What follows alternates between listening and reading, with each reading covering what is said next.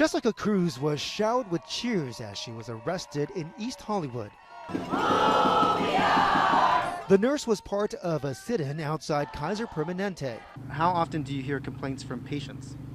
I hear complaints from patients every day, but it's worse when I have to tell the patients, I'm sorry, there's no available appointment until 1 month, 2 months, up to 3 months out. On Monday, hundreds of unionized healthcare workers took part in a march and rally to protest what they called unsafe staffing levels, long patient lines, and low wages.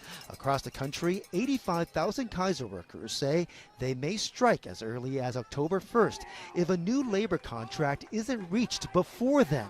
We need to let Kaiser know that we're not playing with them anymore. In a written statement, Kaiser Permanente says it hired more than 29,000 new employees last year, and it's on pace to exceed that this year. And Kaiser's employee turnover rate is 8.5% compared to 21.4% at most healthcare organizations. The demonstrators were granted a permit that included the closure of Sunset Boulevard.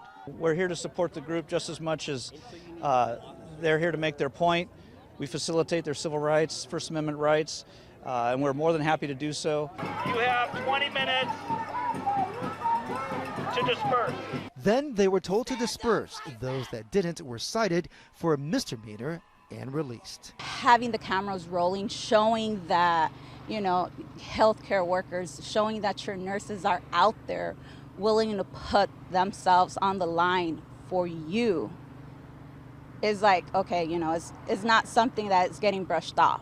The LAPD says the people who were cited were pre-screened before the demonstration to make sure they did not have criminal records. In East Hollywood, Jeff Nguyen, KCAL News.